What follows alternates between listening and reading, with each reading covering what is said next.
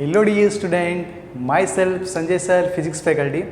Today we'll discuss about NCERT class number 12, chapter number 6 electromagnetic induction. तो student previous video lecture में हमने self inductance के बारे में डिस्कस किया था। क्या होता है सेल्फ इंडक्टेंस? सेल्फ इंडक्टेंस के जो भी न्यूमेरिकल फॉर्मूले थे वो हमने डिस्कस किए थे। आज हम डिस्कस करने वाले हैं म्यूचुअल इंडक्टेंस के बारे में। तो स्टूडेंट म्यूचुअल इंडक्टेंस पढ़ने से पहले आपको सेल्फ इंडक्टेंस पता होना चाहिए।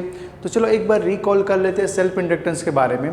तो सेल्फ इंडक्टेंस हमने डिस्कस किया था स्टूडेंट, जिसके अंदर हमने एक सर्किट दिखाई थी, एक कोयल दिखाया था। ये कोयल था, ये कोयल को हमने कनेक्ट किया था किससे? तो कि बैटरी से कनेक्ट किया था।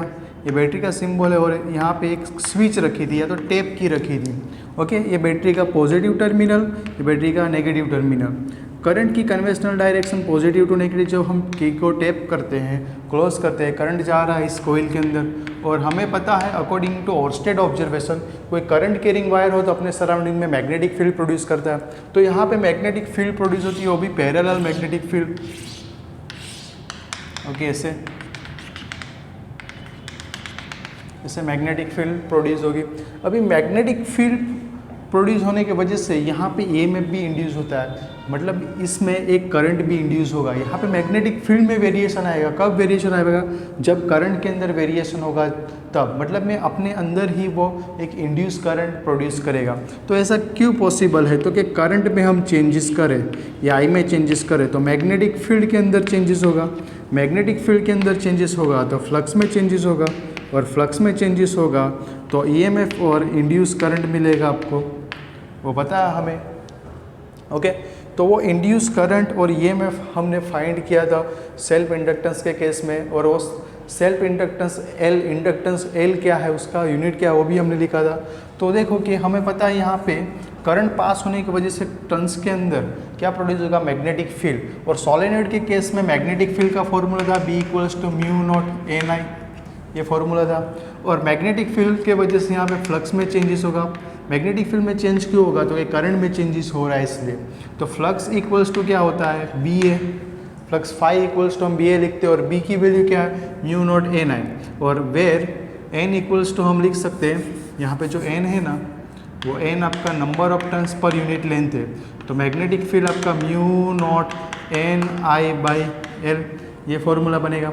और फ्लक्स का formula, flux phi equals to हम लिख सकते हैं BA, और B की वैल्यू हमें पता है, B इक्वल्स टू μ0N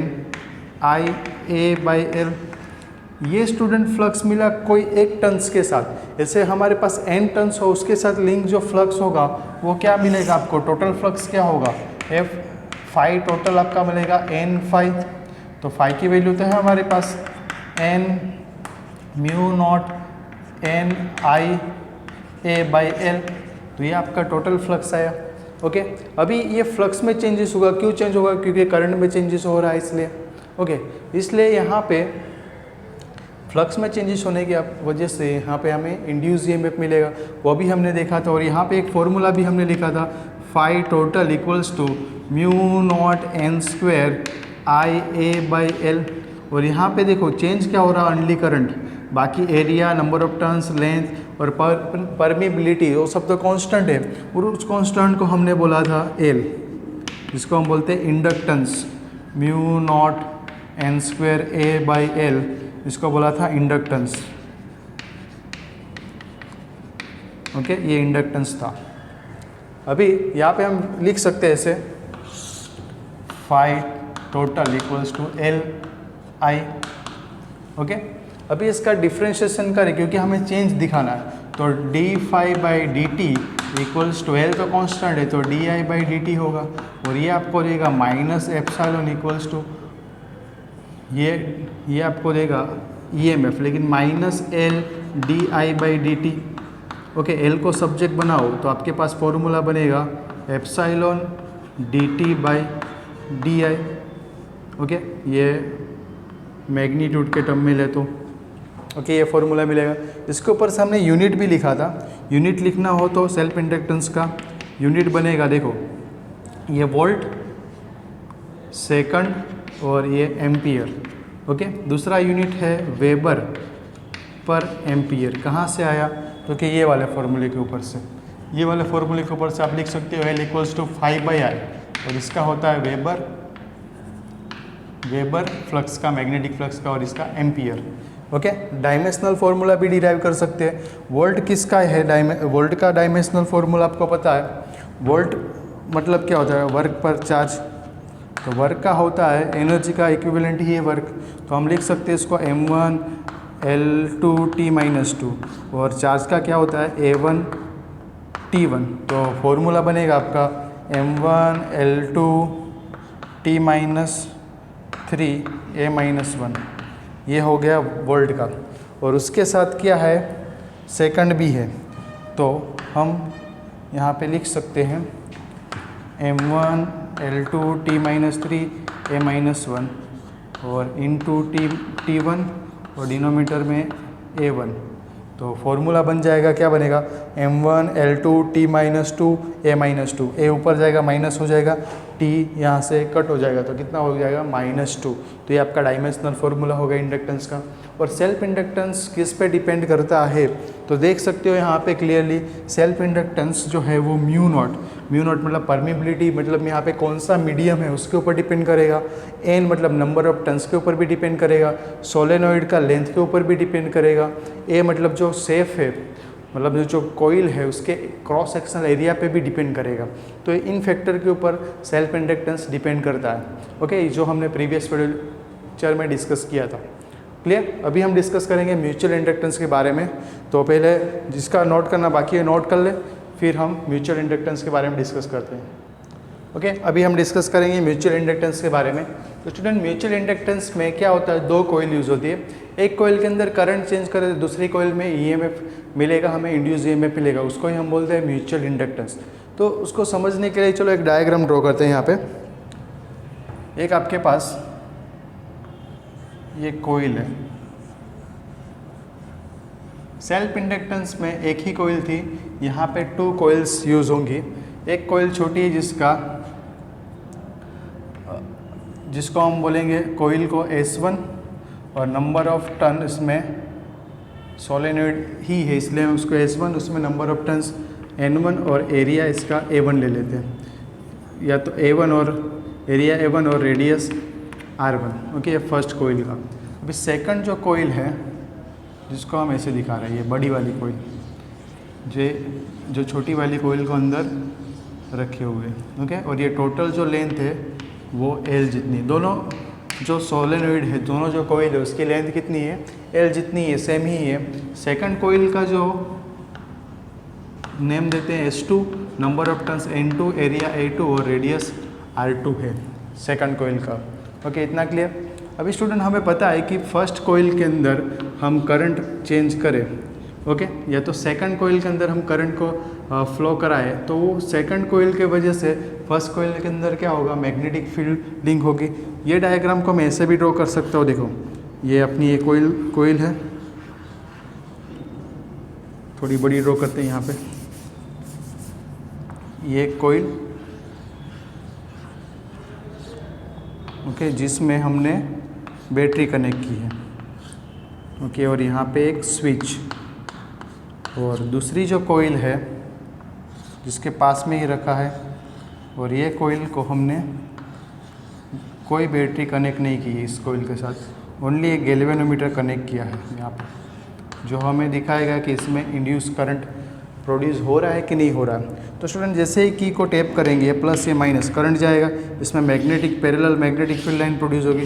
ये मैग्नेटिक फील्ड लाइन इसके साथ लिंक होगी, तो ये मैग्नेटिक फील्ड लाइन की वजह से ये यहाँ पे करंट चेंज करने की वजह से ये फर्स्ट कोइल है, ये सेकंड कोइल है। तो फर्स्ट कोइल के अंदर करंट चेंज करने की वजह से सेकंड कोइल के अंदर क्या होता है? फ्लक्स चेंज हो जाता है, इसका मैग्नेटिक फील्ड के वजह से। क्लियर?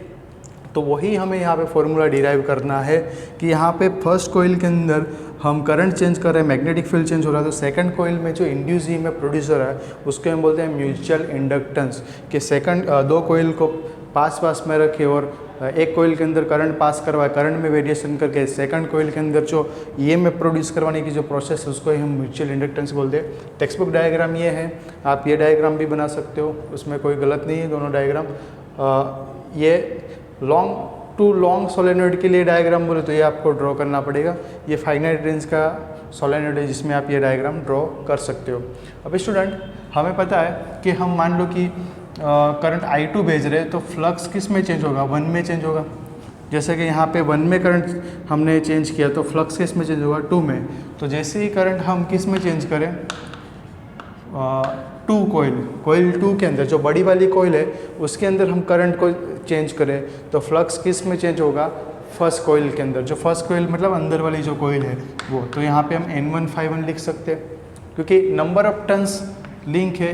5 लिखते तो ओनली एक कोयल के साथ था, ये N1 लिखने का मतलब है n नंबर ऑफ जो टर्न्स है उसके साथ जो लिंक फ्लक्स है उसका चेंजेस की बात कर रहे हैं हम यहाँ पे। ओके, तो चलो यहाँ पे वैल्यू लिखे तो हम ऐसा लिख सकते हैं N1 इक्वल्स टू, यहाँ पे प्रपोजनलिटी हटा के कांस्टेंट डालना पड़ता है। तो वो कांस्टेंट क्या होगा, तो ये कांस्टेंट को ही म्यूचुअल इंडक्टेंस बोलते हैं। और वो कांस्टेंट क्या होगा, तो ये कांस्टेंट होगा M12 क्यों लिखा मैंने यहाँ पे, तो देखो कि इंडक्टेंस, म्यूचुअल इंडक्टेंस किसका, 1 का, due to 2। Okay, mutual inductance किसका, 1 का, किसके वजह से, 2 के वजह से। क्योंकि हम म्यूचुअल इंडक्टेंस किस में देखना चाहते हैं, ये फर्स्ट कोयल के अंदर। किसके वजह से, तो कि सेकंड कोयल की वजह से। ये फर्स्ट कोयल है, ये सेकंड कोयल है। सेकंड कोयल के अंदर हमने करंट पास करवाया, करंट चेंज करवाया, तो उसकी मैग्नेटिक फील्ड के वजह से सेकंड कोयल के अंदर फ्लक्स चेंज हुआ। तो फ्लक्स चेंज हो रहा है, इसका मतलब है सेकंड कोयल का म्यूचुअल इंडक्टेंस। तो यहाँ पे हम लिख सकते हैं, ऐसे रिप्रेजेंट कर सकते हैं कि mutual inductance of coil 1 due to 2। Okay, अभी यहाँ पे ये N1 की वैल्यू क्या होगी, तो वो वैल्यू निकाल दे चलो। तो क्या N1 इक्वल्स टू, हम लिख सकते हैं N1 की वैल्यू क्या होगी, तो क्या N इक्वल्स टू, पहले स्मॉल n इक्वल्स टू क्या होता है, N/L होता है। तो कैपिटल N इक्वल्स टू हम लिख सकते हैं स्मॉल n/L। तो यहाँ पे हम लिख सकते हैं N1, L तो सेम ही है दोनों के लिए, तो L के टर्म में ही लिख सकते हैं। फाई क्या होता है, तो फाई मैग्नेटिक फ्लक्स है, तो हम लिख सकते हैं BA। लेकिन फ्लक्स किसका, ये मैग्नेटिक फ्लक्स किसका, तो क्या 1 के साथ, लेकिन उसमें मैग्नेटिक फील्ड फ्लक्स का फॉर्मूला क्या होता है, फाई इक्वल्स टू BA होता है। तो ये मैग्नेटिक फील्ड किसका, फ्लक्स चेंज हो रहा है ऐसे फर्स्ट कोयल का। देखो ये फ्लक्स है किसका, फर्स्ट कोयल का, लेकिन यहाँ पे मैग्नेटिक फील्ड कौन देगा, तो जिसमें से करंट पास हो रहा है उसकी ही मैग्नेटिक फील्ड आएगी। तो मैग्नेटिक फील्ड किसकी है यहाँ पे, तो क्या मैग्नेटिक फील्ड तो सेकंड कोयल की, क्योंकि करंट भी सेकंड कोयल में जा रहा है। तो यहाँ पे हम लिख सकते हैं B2। ओके, और एरिया किसका लेना है यहाँ पे, तो क्या मैग्नेटिक फील्ड कितने एरिया में फैली होगी, यहाँ पे मैग्नेटिक फील्ड कितने एरिया तक फैली होगी, तो क्या वो पूरे यहाँ पे A2 जितने एरिया के अंदर फैली होगी। तो हम लिख सकते हैं यहाँ पे B2 A2। एक मिनट स्टूडेंट, यहाँ पे देखो एरिया, देखो ये मैग्नेटिक फील्ड किसका है, सेकंड कोयल का है, क्योंकि करंट सेकंड कोयल में आ रहा है। एरिया किसका लेना है हमें स्टूडेंट, यहाँ पे एरिया हमें लेना है फर्स्ट कोयल का ही लेना है। क्यों, क्योंकि इसके साथ लिंक मैग्नेटिक फील्ड कितना होगा, इतना ही होगा, इतने एरिया तक ही होगा। तो यहाँ पे हम लिखेंगे B1 A1। ओके, तो वैल्यू पुट कर देते हैं चलो। तो N1 इक्वल्स टू N1L, और B2 की वैल्यू क्या होगी, μ0 N2 I2, क्योंकि मैग्नेटिक फील्ड का फॉर्मूला था अपने पास B equals to μ0 Ni solenoid के केस में। तो μ0 Ni, लेकिन B2 है इसलिए 2 आया, इंटू A का मतलब होगा पाई R, क्योंकि एरिया ऑफ क्रॉस सेक्शनल क्या होगा इसका, पाई R, और 1 का है तो पाई R1 का स्क्वायर, ये फॉर्मूला बनेगा। इसको थोड़ा रीअरेंज करें तो फॉर्मूला कुछ इस तरह से बनेगा, N1 equals to μ0 N1 N2L I2 को पीछे रखते हैं, ये पाई R2 का स्क्वायर इंटू I2, ये आपका इक्वेशन हुआ। इसको नंबर 2 दे देते हैं, ये आपका इक्वेशन नंबर 2, और इक्वेशन नंबर ये 1, ये नंबर 1 और ये नंबर 2। तो यहाँ पे आप लिख सकते हो फ्रॉम इक्वेशन 1 एंड 2। तो इक्वेशन 1 के अंदर N1 की वैल्यू पुट करें तो μ0 N1 N2 L पाई R2 का square I2 equals to M1 to I2, दोनों साइड से क्या कट होगा, क्योंकि I2 कट, तो यहाँ पे फॉर्मूला आपके पास है M12 equals to mu naught N1 N2L pi R2 का स्क्वायर, पाई सॉरी यहाँ पे R1 है, पाई R1 का स्क्वायर, ये आपका म्यूचुअल इंडक्टेंस है। ओके क्लियर, म्यूचुअल इंडक्टेंस किसका, 1 का, किसके रिस्पेक्ट में, 2 के रिस्पेक्ट में, मतलब म्यूचुअल इंडक्टेंस किस कोयल का, 1 का ड्यू टू कोयल 2। सिमिलरली आप 1 के अंदर करंट पास करवाओ और 2 के अंदर का म्यूचुअल इंडक्टेंस फाइंड करना चाहो तो फाइंड कर सकते हो। कैसे, तो देखो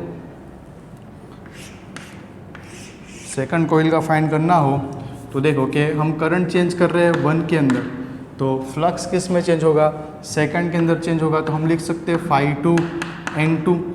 अभी ये N2 phi2 की वैल्यू फाइंड करनी है तो हम यहाँ पे N2 phi2 इक्वल्स टू लिख सकते हैं, यहाँ पे ये क्या आएगा N2L, phi2 की जगह पे क्या रखेंगे, फ्लक्स किसके साथ लिंक हो रहा है, सेकंड कोयल के साथ, लेकिन सेकंड कोयल में फ्लक्स बेस को फ्लक्स लाने के लिए मैग्नेटिक फील्ड चाहिए और मैग्नेटिक फील्ड किसका होगा, ए का।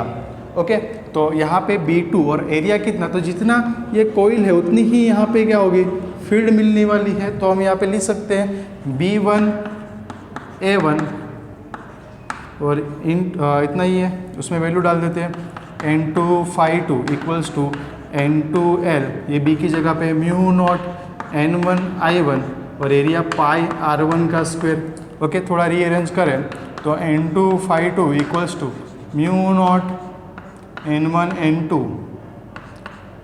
N2L पाई R1 का स्क्वायर इंटू I1, इसको इक्वेशन नंबर 2 दे दो और ये आपका इक्वेशन नंबर, यहाँ पे प्रोपोर्शनलिटी निकालनी पड़ेगी, प्रोपोर्शनलिटी निकाल दे चलो, तो यहाँ पे आपका इक्वेशन बनेगा N2 phi2 equals to M, यहाँ पे सेकंड का है इसलिए M21 इंटू I1। ओके इसको इक्वेशन नंबर 1 दे देते हैं, इक्वेशन 1 और 2 को क्या करें, कंपेयर करें, तो फ्रॉम इक्वेशन 1 एंड 2, तो फर्स्ट इक्वेशन है आपका जिसमें आपको ये वैल्यू पुट करनी है mu naught N1 N2 L pi R1 का square into I1 is equal to M21 I1 cut, तो M21 इक्वल्स टू आपका इक्वेशन बना mu naught N1 N2 pi R1 का स्क्वायर इंटू L, ये आपका इक्वेशन नंबर, ये इक्वेशन 1 2 तो 2 बार हो गया है, तो इसको नंबर 3 दे देते हैं, इसको 4 दे देते हैं, इसको 5 दे देते हैं, तो यहाँ पे आपका ये इक्वेशन हो जाएगा 4 एंड 5, तो ये आपका हो गया 6। तो स्टूडेंट इक्वेशन नंबर 3 एंड 6 के ऊपर से आप देख सकते हो दोनों इक्वल ही है, तो आप लिख सकते हैं M12 equals to M21 equals to M। Clear. अभी क्वेश्चन होता है कि सर यहाँ पे B1 A1 ही क्यों लिया, तो देखो कि ये phi2 मतलब फ्लक्स, किसका फ्लक्स, तो कि सेकंड कोयल के साथ, तो सेकंड कोयल के साथ फ्लक्स B2 A1 A2 आना चाहिए, तो आपने B1 A1 क्यों लिया, तो कि सेकंड कोयल कौन सी है, तो ये बड़ी वाली, तो बड़ी वाली के कोयल के लिए मैग्नेटिक फील्ड कौन प्रोड्यूस करेगा, तो कि फर्स्ट वाला, तो हम मैग्नेटिक फील्ड तो B1 ही लेंगे। एरिया क्यों A1 लिया, तो कि एरिया क्यों A1 लिया, तो कि जितना ये कोयल है उतनी ही यहाँ पे फील्ड मिलने वाली है, क्योंकि फील्ड तो पैरेलल मिलती है हमें। ओके इसके लिए ये समझने के लिए एक एग्जांपल लेते हैं, चलो कि आपके पास 2 पाइप है, ऐसे 2 पाइप है, अभी इसमें एक छोटा वाला पाइप रखा, ओके अभी मैं यहाँ से पानी को बड़े वाले पाइप में से मैं पानी डाल रहा हूँ, लेकिन मुझे छोटे वाले जो पाइप है उसमें से कितना वाटर निकल रहा है वो मुझे चाहिए, तो मैं कितने में से निकलेगा वाटर यहाँ पे, तो जितना एरिया ये नंबर 2 का होगा उतना ही मिलेगा यहाँ पे। मैं बड़े वाले में से पानी डाल रहा हूँ, लेकिन यहाँ से पानी कितना निकलेगा, जितना क्रॉस सेक्शनल एरिया 2 का होगा उतना ही निकलेगा।